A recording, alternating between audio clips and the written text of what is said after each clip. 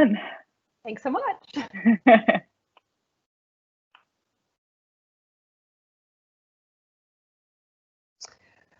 Well, good afternoon, everyone. Thanks for joining us. I'm Jackie Miller, President and CEO of the World Affairs Council here in Seattle. Thank you for joining us remotely, which is how we're going to continue to be holding our programs at least through the end of our program year in June. But we are so looking forward to seeing you in person when it is safe to do so. I'd also like to welcome council members joining from around the country. This event is part of the CxC Amplified and Ideas Summit presented by World Affairs Councils nationwide. This week, councils from all over the US are working together to highlight the power of our network. We encourage everyone joining us today to support your local World Affairs Council, and a special thanks to our members and supporters who are on the call today. Before I introduce our speaker today, I want to let you know about some of our upcoming programs. And also, if this is your first time joining us virtually, I want to make sure that you know how to ask a question, because we always make sure that you're a part of the conversation. So take a minute to find the Q&A feature on this platform, and then say hello to the World Affairs Council team and introduce yourself. If you've come to our in-person programs, you know they're always there to say hello and greet you, and we want to be able to do that virtually. And please be sure to identify yourself if you're joining as part of the CxC initiative.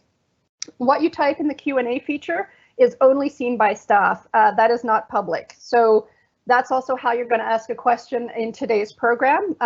You use that Q&A function, you ask your question, and also be sure to identify yourself and to introduce yourself by name, just as I would ask you to do if we're meeting in person, so that Jim knows to whom he is speaking. And only when I've asked a question from the audience will the staff members on the call publish it, and then everyone can see it. And I want to make sure that you know you don't need to wait until I open up the floor to your questions. If you ask your question early, it'll get in the queue and I'll see it first. And it's also a really good indicator for me to stop talking when I see a whole bunch of questions in the queue. So this Q&A feature is a way to chat privately with staff, and it's also a way to ask a question of the speaker today. And only questions asked are going to be published. I hope that makes sense, but if not, use that Q&A feature, ask a question, and someone will respond to you. I want to let you know about some of our upcoming programs. We've got more great conversations in store. This Saturday on May 9th, I'm doing a fireside chat with Representative Adam Smith. He's chairman of the House Armed Services Committee, and we're going to be talking about pandemics and plutonium, a new look at modern day national security. This is not a World Affairs Council event, but you are all invited to attend. It's a public event, and you can register right on our website. On May 20th, we are putting together our first international panel, which will include public health experts from China and from the United States. So keep an eye out for that event announcement. On May 22nd, we'll have Ambassador Bonnie Jenkins, and she'll be talking with us about the global health security agenda. On May 27th, we're going to look at the future of globalization with Ted Alden. He's a CFR fellow, senior fellow, and also a Western Washington University visiting professor. And then also in June, on June 4th, we have Ambassador Nick Burns, former #2 in the State Department, talking about global leadership during the pandemic, or he might be saying lack of global leadership during the pandemic. We've got former NATO Secretary General Job de Hoop Scheffer also in June, and lots of other programs coming up. So keep an eye on our website, check it early, check it often for new event announcements and how to register. We'll of course also be emailing you about our new programs. Today, I am very pleased to be joined by Jim Ludes to talk about fake news, disinformation, and the COVID-19 pandemic, to try to help us understand how do we get to the point where, for example, people in London have been trying to burn down 5G towers because they heard somewhere or read somewhere that 5G is responsible for the spread of the virus. Or how a small town in Ukraine erupted into 2 days of rioting after rumors spread that a plane had arrived carrying coronavirus patients from Wuhan. Or in Iran, where hundreds of people have been reported dead after drinking methanol in the misguided belief that it would offer protection from the virus. Jim may have some more troubling examples for us, but we're definitely in for an eye-opening conversation. Jim is the executive director of the Pell Center for International Relations and Public Policy, which is housed at Salve Regina University in lovely Newport, Rhode Island, where he's also vice president for public research and an assistant professor. He was previously executive director of the American Security Project, which was a DC-based think tank. Before that, he was a member of President-elect Obama's transition team and ran the confirmation process for high-ranking DoD nominees, including the Deputy Secretary of Defense and Undersecretary of Defense for Policy. From 2002 to 2006, he was a legislative assistant to Senator John Kerry, working on defense and foreign policy. And during that time, he also coordinated defense policy issues for then Senator Kerry's presidential campaign. He's also a published author. He's the editor of and contributor to Iraq Uncensored, which came out in 2009, and co-editor of 2 previous books, Attacking Terrorism and 21st Century Proliferation. So while Jim and a lot of other really smart people have been talking about disinformation during this pandemic, the weaponization of information is not new. It's different, and it's maybe easier to weaponize now, but it's a tried and true tactic. So I'm going to ask Jim if you can start us off by laying out how countries in the past have used disinformation as part of their policy. But first, go back one more step and talk to us, as you schooled me earlier in the week, about the difference between misinformation and disinformation and why it matters that we're careful with those terms. Absolutely. Well, first of all, Jackie, I just want to say thank you for the opportunity to be with everybody virtually today. I wish I was in Seattle with you, but I'm thrilled to be able to join you this way. So thank you very much for having me. You know, the difference between disinformation and misinformation is something that in everyday conversation, we often just sort of get twisted around those definitions. But from an academic perspective and from a policy perspective, where the definitions of the terms and precision are important, when we're talking about misinformation, think of it as a misstatement, right? It's something that is not accurate, it's not true, but it's not done with malicious or political or any sort of willful intent. It's a mistake, right? That's misinformation. Disinformation is information that is intended to deceive purposefully for a policy reason, for some sort of other objective beyond just sort of, oh, I screwed up and I said blue instead of green, right? So it's really, it speaks to intent, the distinction between misinformation and disinformation. Disinformation is as old as human experience, right? We can find examples through antiquity. We can find examples in the long sweep of history where information has been used as a weapon, and it's been a weapon because it helps shape battlefields. It helps break the political will of adversaries to resist. You know, during the Cold War. Well, we think of the Cold War typically as a historic epic, but if you go back and you read the way Nitze or Eisenhower or both Dulles brothers talked about Cold War in the late 40s and early 50s, Cold War was not an epic. It was not an era. It was lowercase w, lowercase w, excuse me, lowercase c, lowercase w, Cold War, and that was a set of tactics that was intended to confront an adversary short of the use of force. If you go all the way back to Karl von Clausewitz, the classic Prussian theorist of armed conflict, he would argue that breaking militaries, right, defeating an enemy on the battlefield, is not how you win a war. You win a war by breaking an adversary's will to fight.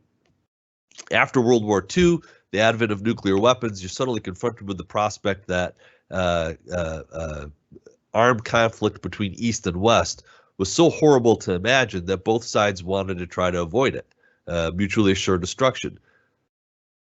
But they didn't want to stop confronting each other about the things that they cared about. And so both the West and the East, the Soviets and NATO, relied on information as a weapon and a whole host of tools, and we can talk about examples if we want to go a little bit deeper there, to confront one another short of the use of force. So in the Cold War, it's not just information, it's also, you know, economic warfare and political warfare, but disinformation was a big piece of it. Could you maybe give us some examples from the Cold War? Sure. Well, from the Soviets' perspective in terms of their attacks on the United States, Well, so one of the central premises of political warfare and information operations is that you never try to create a new issue, right? You want to find a fissure in a society, a weak spot, a scab, and you want to pick at it until it bleeds. And you're going to do it persistently. You're going to come back to it. You're going to vary themes the way sort of a composer would in an orchestra, but you're going to stay focused on that singular issue. In West Germany during the Cold War, one of the very first so-called swastika waves that swept across West Germany and eventually across Western Europe, made it all the way to New York. These were just spontaneous swastikas that appeared to pop up in public spaces as a way of maybe suggesting to the West that denazification hadn't been completely successful in the West, and maybe you should stop and think about that before you let West Germany into NATO's command structure. Well, that was initiated by 3 Soviet intelligence agents who crossed the border from the old East Germany into West Germany and intentionally sprayed swastikas on West German buildings. And it broke a taboo about that symbol. And then people being people, they run with taboos, and that spread. And so that's one example in the West German case. In the American case, the Soviets loved to attack us around issues of race, right?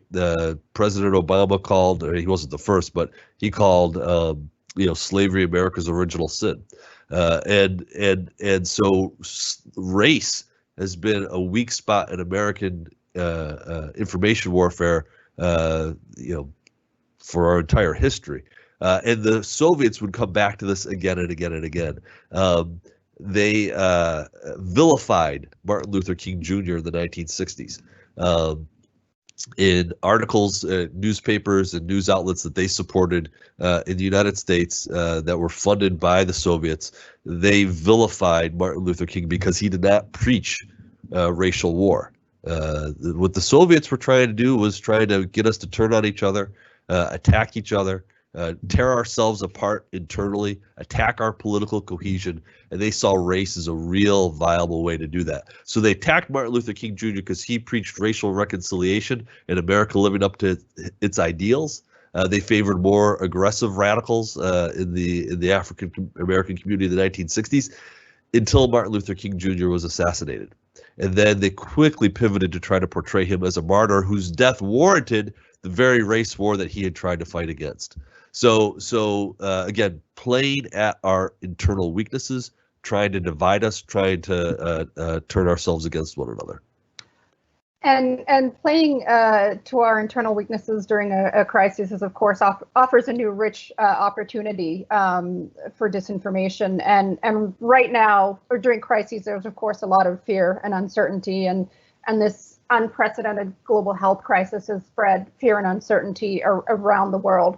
So I want to look at disinformation in 2 ways. I want to look internally at what some countries are doing, that is domestic manipulation of information and using disinformation about COVID-19 to externally then to weaken geopolitical adversaries and try to gain some advantage. So who are the worst offenders, to the extent that we are able to tell, because we're dealing with disinformation here, of governments who have manipulated information domestically to either downplay the extent of the spread of the disease and or to make their response look better in order to try to strengthen their domestic position?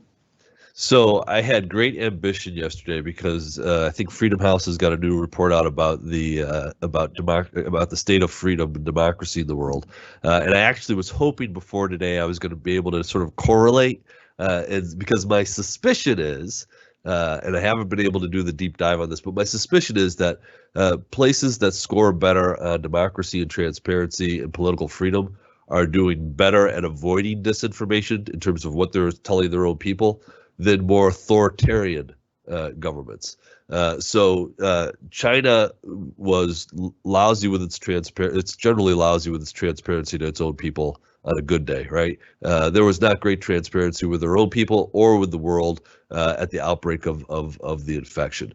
But as you've watched the pandemic or the virus spread around the world, countries that in my opinion slant towards the authoritarian have been quicker to either dismiss the risk of it, minimize the number of cases that they're reporting, and generally try to downplay the risk to the population. We've seen that in Iran, we've seen that in Hungary, we've seen that initially, anyways, in Russia. But surprisingly, two outliers here is that initially we also saw that in the United States and in the United Kingdom, where the respective governments initially seemed to try to downplay what the threat of the virus would ultimately prove to be. Now, I think that circumstances and death rates and media coverage have effectively changed that in the United States and in the UK, but we're still dealing with a fair amount of disinformation, at least in the United States, that's coming from supposedly official sources about the degree of the outbreak. And I'm being cute here. I'm dancing around it. It's coming out of 1600 Pennsylvania Avenue, and the president, who has frankly done some crazy stuff with the way he's talked about either the virus just miraculously disappearing one day, or downplaying the numbers, or talking about some unproven medicines as potential cures. Right. Well, let's, and this might come up again more in the Q&A, but I want to turn to how it's being weaponized globally, which of course can have a disastrous effect on public health and on confidence in governments. And in March, 2 short months ago, UN Secretary General Antonio Guterres noted that the world is not only fighting the common enemy of the coronavirus, but our enemy is also the growing surge of misinformation about COVID-19.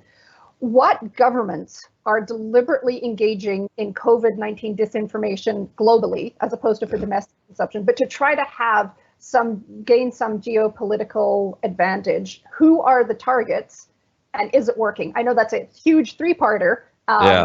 Who's doing it to whom, and is it working? Well, so the answer is that yes, there are governments doing that. So we can start with the Chinese, who, as I said, were not particularly forthcoming with the World Health Organization and others about the nature of the outbreak, at least initially. And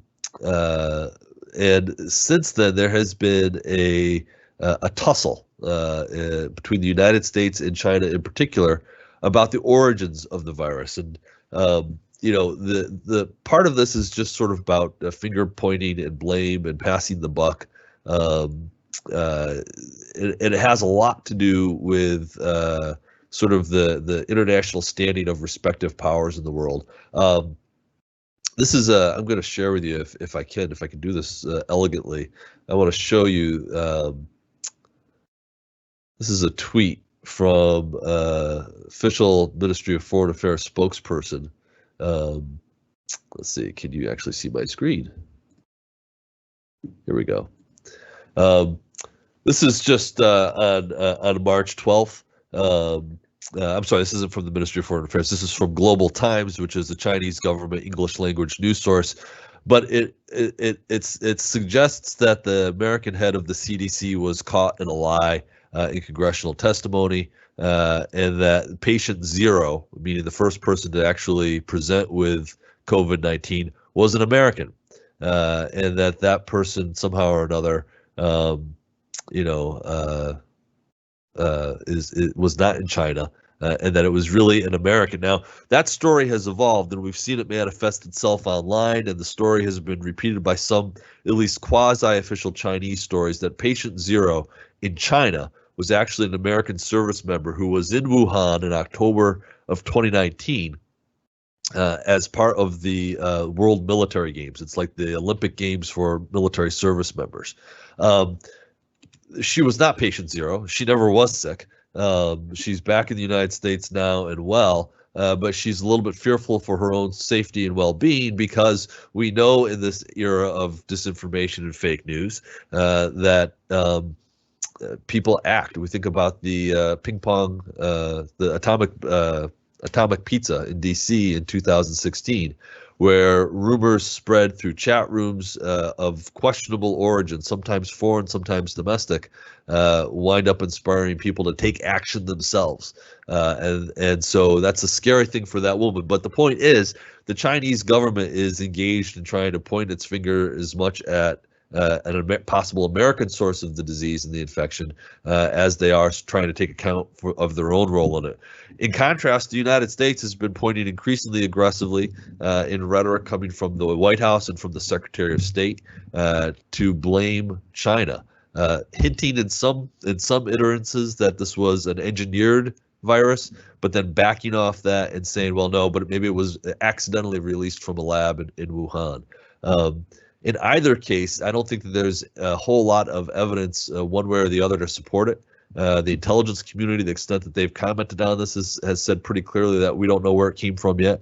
We don't think it was an engineered virus, but we don't know how it actually came into human circulation.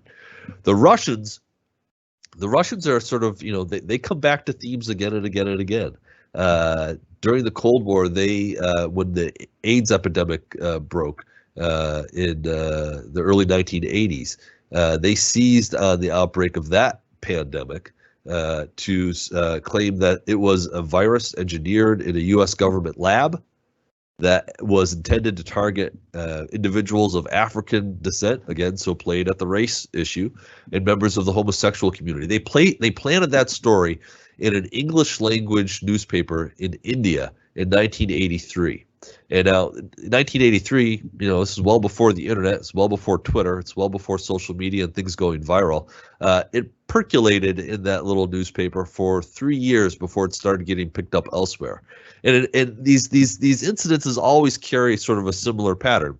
It pops up someplace that's not very serious, not very credible. It gets repeated and reported on in slightly more sophisticated news outlets.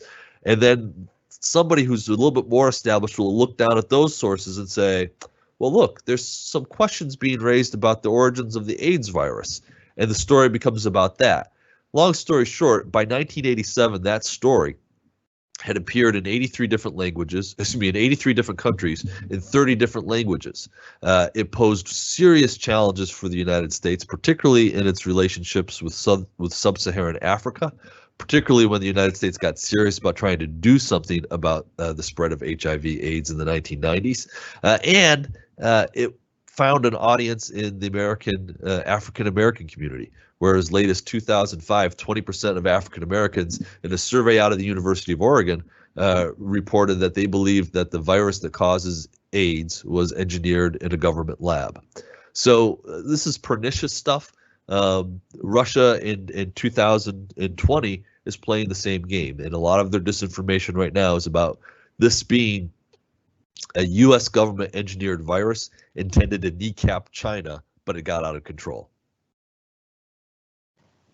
So what are the motives behind Russia's disinformation campaign, which is pernicious and longstanding? Right. And what about with China, who is kind of relatively new to the disinformation game comparatively?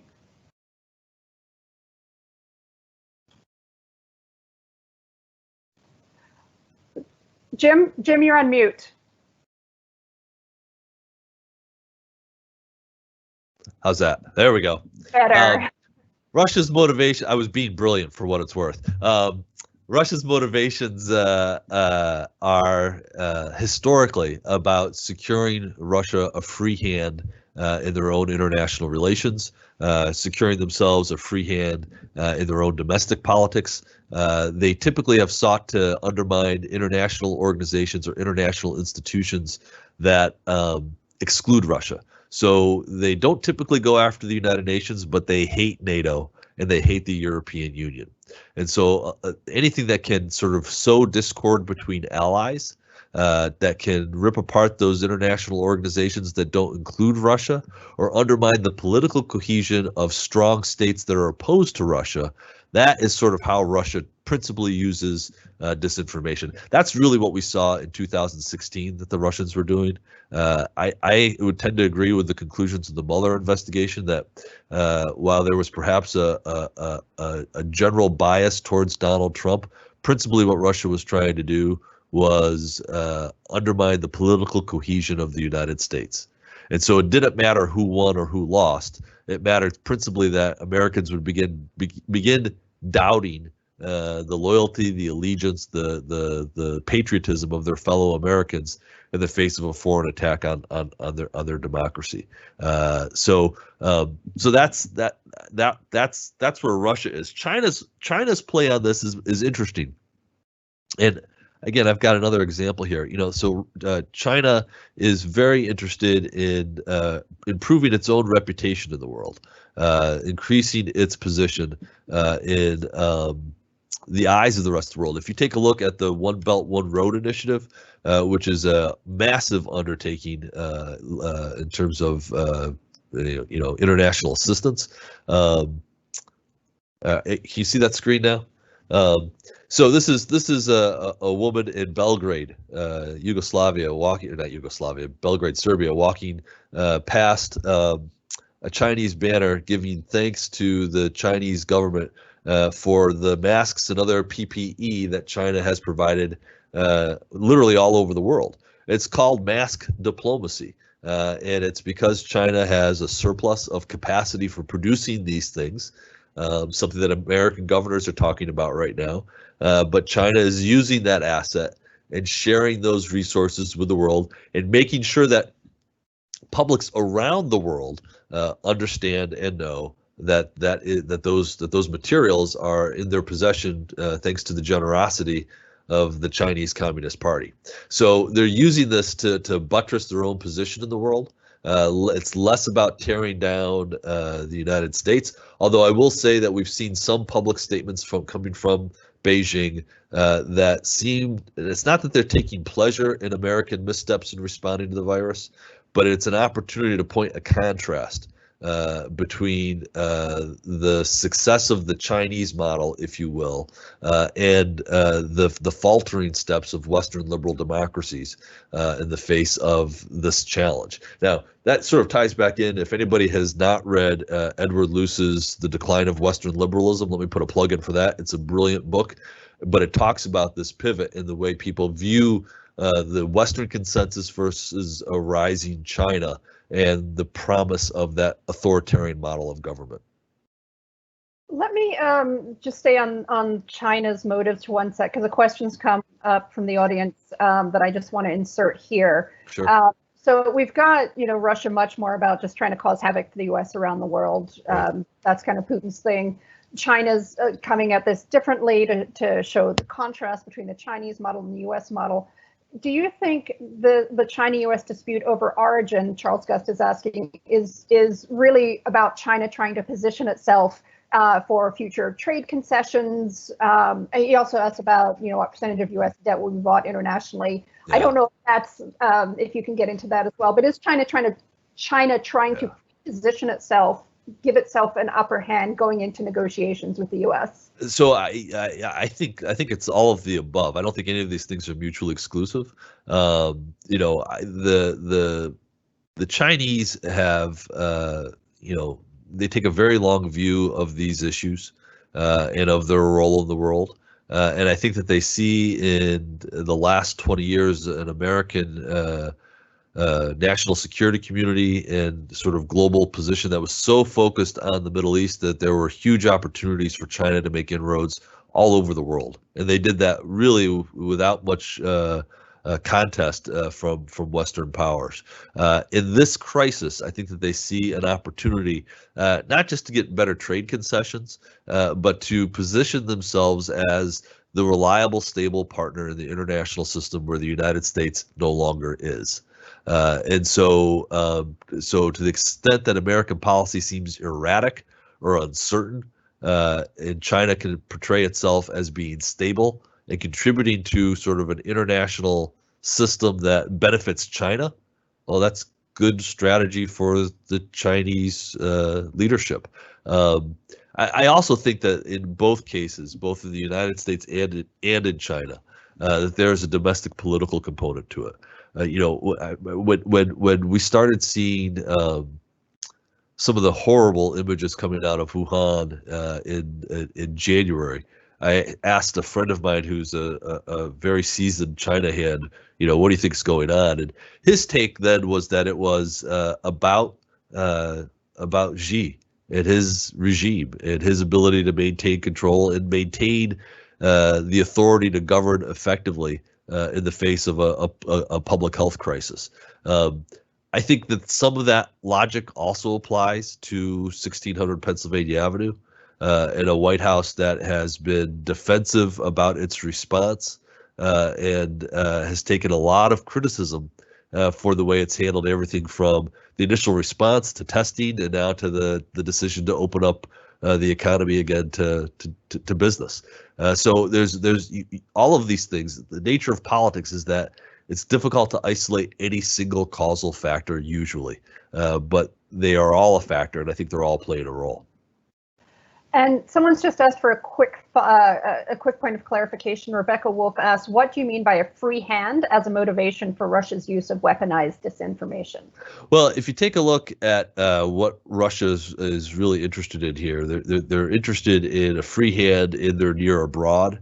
Jackie, you mentioned one of the examples of disinformation that has plagued the Russian periphery, the case in Ukraine where there was a rumor that there was the first case of COVID in Ukraine, and it was the same day that a chartered flight flew in from China with Ukrainian nationals who were coming home.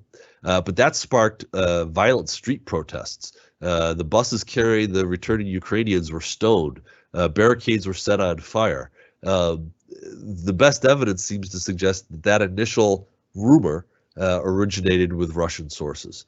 There's another case in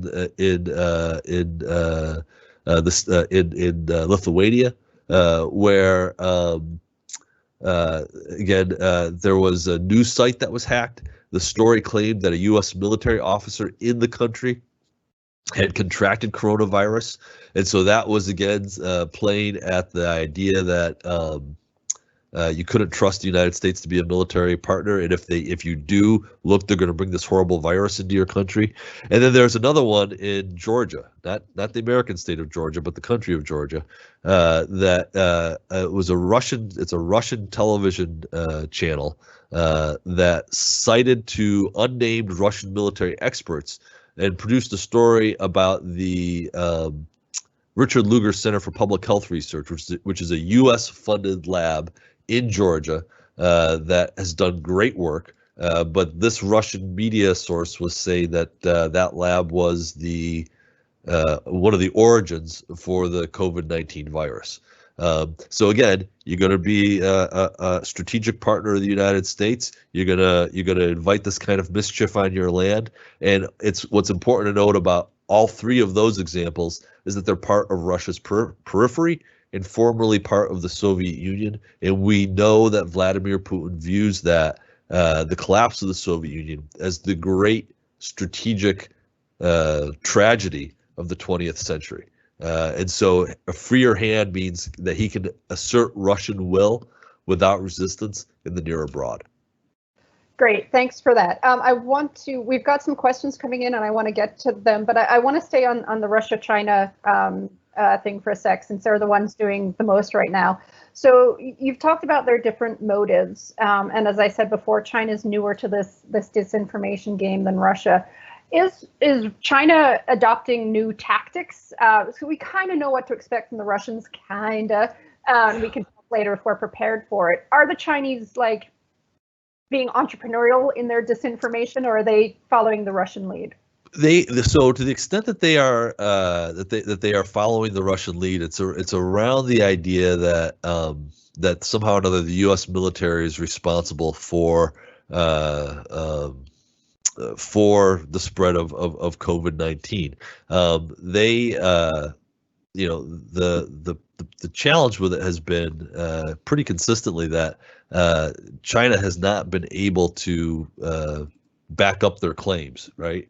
There was a Ministry of Foreign Affairs tweet that talked about when did the first U.S. infection occur in the U.S. and why is the U.S. government hiding something? So they've taken to social media in a way that they probably haven't before, but that's not entirely unprecedented in China's history. There's also, and again, I'll show you this tweet too. This is a couple of tweets from Global Times, again, the official Chinese English language newspaper, which shows you, if I can do this right. There we go.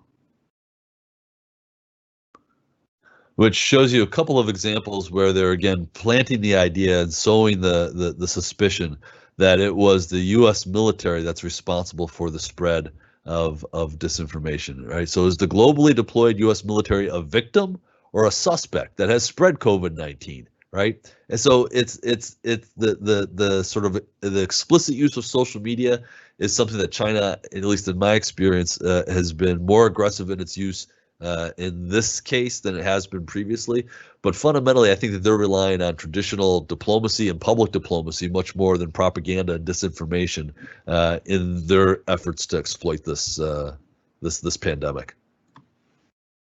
Okay, well, if a couple of questions are kind of getting to this too. So I want to turn to who's doing what, who can do what, who should do what. So let's first start kind of at the international community level. So in response to this surge of disinformation, and I noted before that the UN Secretary General has taken note, the UN is launching a COVID-19 Communications for Solidarity initiative to rapidly inform people about facts and science and all that good stuff.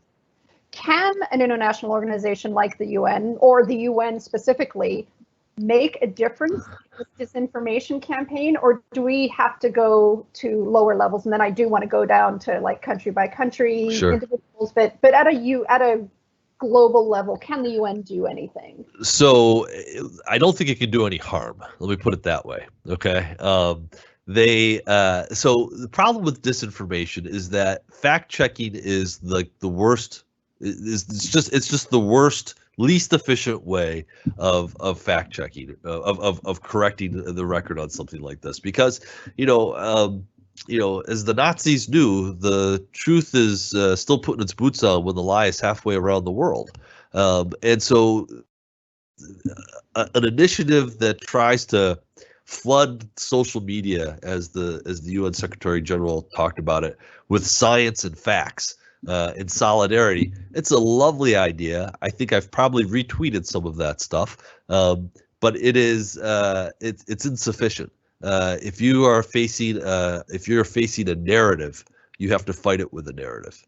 And so, to the extent that the UN is telling a story about the global effort to fight coronavirus, that's probably useful. But just trying to chase down the misinformation and disinformation that's out there, that would probably be a fool's errand. Okay, so let's turn to what's not a fool's errand. What going to go through?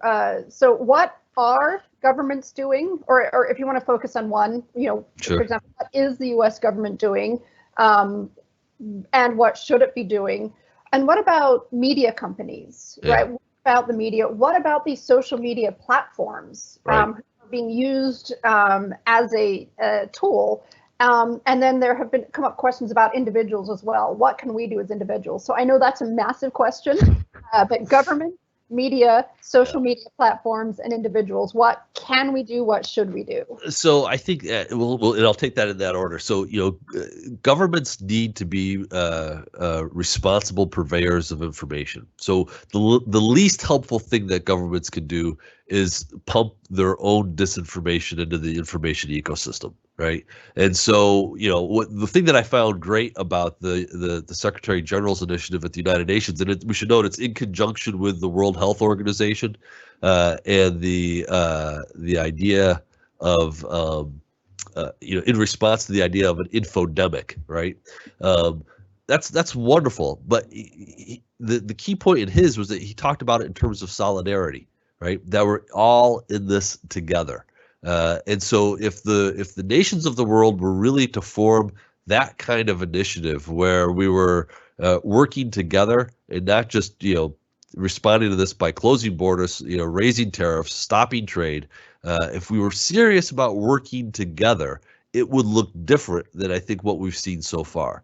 And so if we really wanted to fight the forces of division and the forces of disruption that want to see the world balkanized on a global scale, then I think that we would be less concerned with the domestic political consequences of this and more concerned with how can we work with a great alliance of great states, the United States and China, all our European allies, the Russians, the global South, who can bring technology, science, and organizational capacity to bear to alleviate the suffering, to jumpstart the science that's going to be needed to get us to a vaccine or to get us to effective therapeutics. And instead of seeing this as, well, we need to develop this for Americans, then we'll sell it to the rest of the world, we need to be thinking in terms of this is the opportunity for a global Marshall Plan, in which case we promise the world to share the fruits of our science with them, not to make money for American corporations, but to do good for the world. This reflects perhaps my own idealistic nature, but it's the kind of global leadership that as a child I admired in the United States, and I wish that we could get back there. And that speaks to sort of the role, the responsibility of other nations around the world. There are leaders across the world. Jacinda Ardern in New Zealand, who is, I think, maybe the most effective national leader on the planet today, has done a masterful job of managing and leading her country through this. We ought to be looking to people who have been successful, sharing those best practices across the planet, so that countries, regardless of where they are in terms of their economic development, have a fighting chance to control the spread of the virus in their communities, in their countries, and hopefully get us all to the other side of this as quickly as possible. The social media platforms, it's interesting, the social media platforms were lousy on disinformation in 2016, particularly political disinformation. I mean, like criminally bad. And the fact that Congress hasn't done anything about that, I'd like to come back and have an entire session talk just about that. But they were quick to get out in front to a large extent. I'm talking about the Facebooks and the Twitters and the Instagrams, to try to, and Google, to try to control the spread of disinformation and to divert people to credible sources of information from the World Health Organization, from the CDC. And that they ought to be praised for that. But the bigger issue with the social media platforms is that they default to a bias towards free speech rather than a bias towards responsible speech. So you can say anything you want in most cases that's not that doesn't breach their code of community standards. But there's a lot of space for real offensive stuff there in the political realm. They've tried to do better in response to COVID-19. My own personal view is that we probably won't get to a real solution on that until there's some meaningful legislative regulation of the social media platforms in the United States. Let me jump in there because there was actually exactly a question on this, and I think you've answered it, but there might be room to go in it a bit more. That, what these countries are doing are using our openness against us. That's right. They are using our openness against us. Now, you talked about legislation. Is the only way we can effectively counter this is by accepting some limitation on that very openness, by regulating social media, for example? Well, so, the regulation is something that we talk about. So I'll give you the sort of the classic example of this. In 2016, you could buy, in fact, Russian agents, for lack of a better word, did buy paid content on Facebook in Russian rubles, intending to interfere in the 2016 election. It was clear as day. You could not look at that content and say, oh, yeah, that was freedom of speech. No, that was an effort to skew the 2016 election. And they paid for it. So it's not even free speech on a global scale. It's Facebook and other social media platforms making money off of a platform that is designed to deliver precision-guided munitions of the mind. right? That's what these platforms are. There was a study out of Cornell University in 2014 that looked at whether or not emotional contagion could spread through a Facebook post.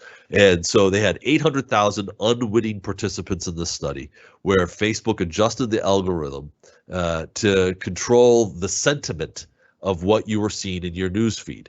And then they would go back after a couple of hours and see, well, what were you posting, and was your mood affected by this steady stream of negative news that you had seen? And guess what? It is. Not long after that, Facebook introduced the other emoticon responses that you could have. So it used to just be a thumbs up or nothing, right? So now you got the thumbs up. You can like, you can love, you can laugh, you can cry, or you can be angry about something, right? And now they just added one with you're hugging the heart, right? So that's the sixth one. But those 5 and now 6 emotional responses to content lets them build a psychographic profile of you. And that psychographic profile is then usable by people who are buying ads to target you, not just because you're interested in a certain issue or a certain topic or a certain food brand, but because they know what is going to elicit a specific response in you. So this is a very, very sophisticated approach to marketing that when it's turned over to political operatives can be really, really destructive. We don't let an advertiser in a campaign run an ad in print, on radio, or on television without identifying the source of the funding. Now, sometimes it's, Friends of the Treehouse Society, and you're like, well, who's that exactly? But you could go find out who the Friends of the Treehouse Society are, right? On social media, you have not had to identify yourself as where the funding is coming from for paid content. And while there were legislative proposals that went nowhere, and Facebook and the other companies have said, oh, we're going to take care of that ourselves, I am highly doubtful of the efficacy of that step without it being backed by some sort of legislative language. So let's turn to the individual, because we haven't gotten there yet, and that has come up in the queue of Q&A I see. What do we need to do as individuals to help counter this? So this is when I do talks on this. This is always where I wind up, because at the end of the day, all of us who are active on social media, talking with our friends, talking with our neighbors, all of us we're not just consumers of news anymore. We are purveyors of information. And so what that means is that we as individuals have a responsibility to have some confidence in the integrity of the information that we're injecting into our own social networks, because we are responsible for what we're polluting in that information stream.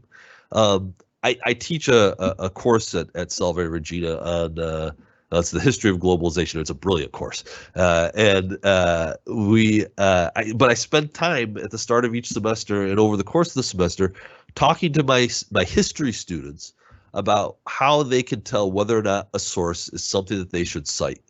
And it's 3 fundamental questions, right? So who is the author?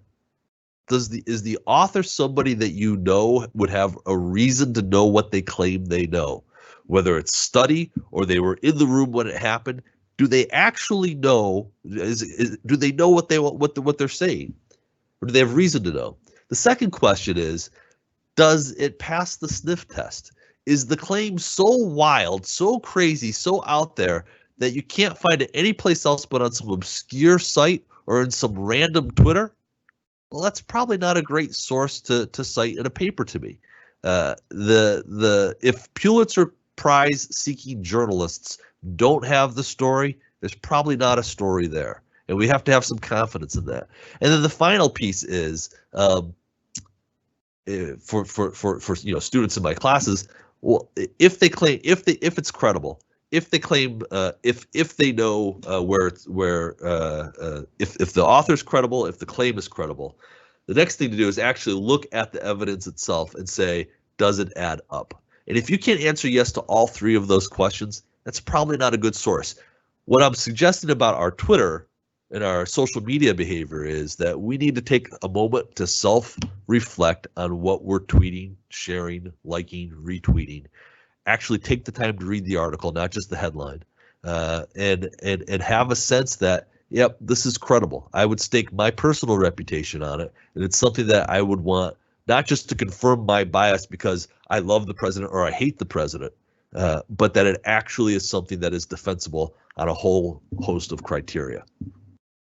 So you mentioned doing an entire session on congressional inaction coming out of 2016, and there have been some votes for that in the queue. But I actually want to ask about 2016 compared to now. You know, in 2016 we got some really unwelcomed insight into Russia's manipulation of the free flow of information in the United States and how they use that to their advantage.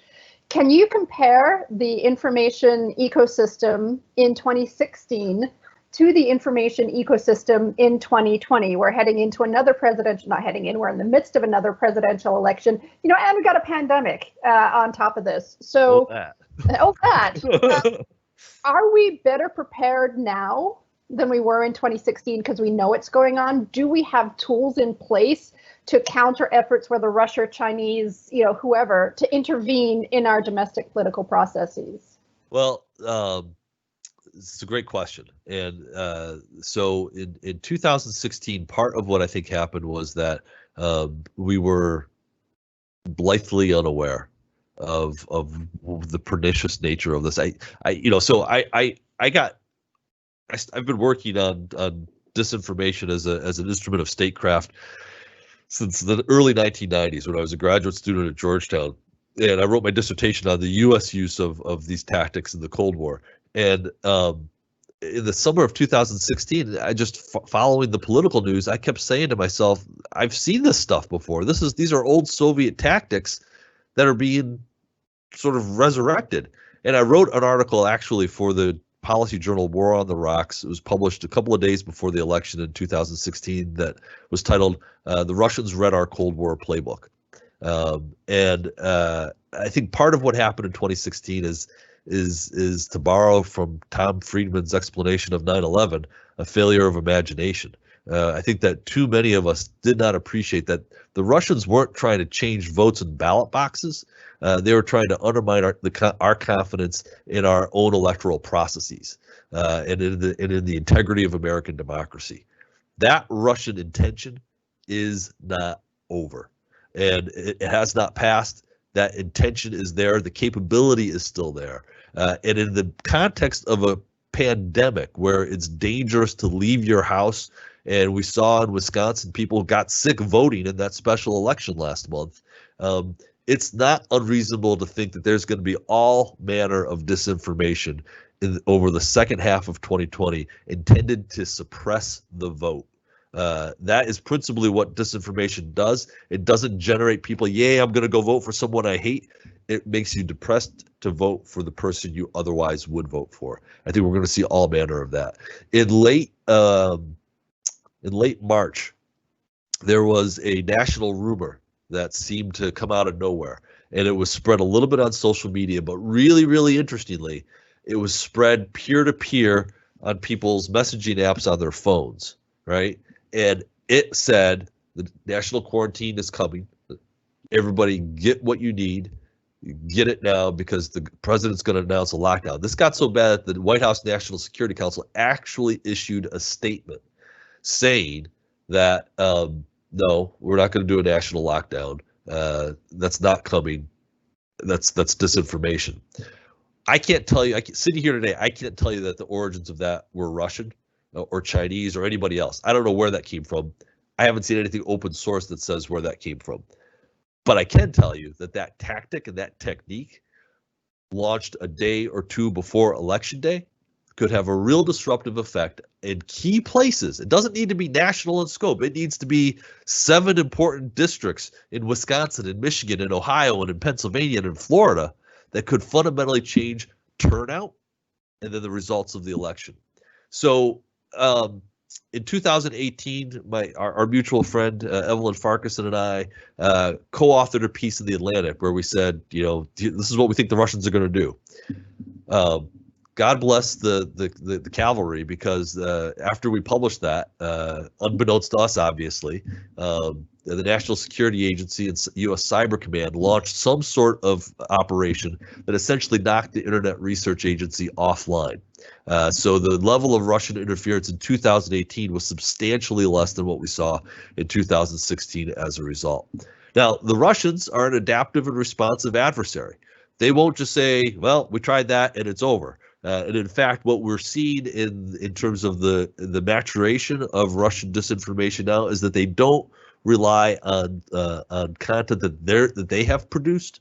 They rely more and more on content that they are exploiting and amplifying, coming from sources of discontent in the American right and left. Let's be equal about that. They take the extremes and they amplify it on both sides.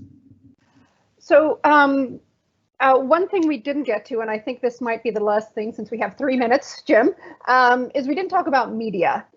So what media companies should be doing. And someone asked a question I want to tie into this as well. You talked about confidence in the media in some of your responses.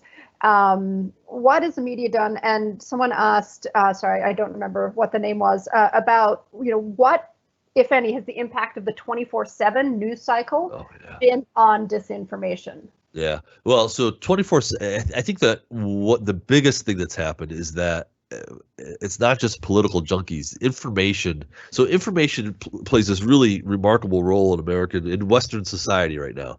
Information is entertainment, it's power, it's economics, right? All of those things rolled into one, and sometimes we conflate the information part with the political part, and the entertainment part with the political part.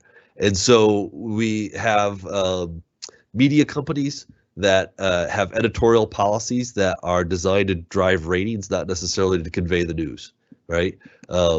When we had over-the-air broadcasting as the premium, as the primary means of delivering information to us, that was because this was a condition of their Federal Communications license, right? That they had to serve the public good as a condition for having free access to these airwaves, and to make money off of them.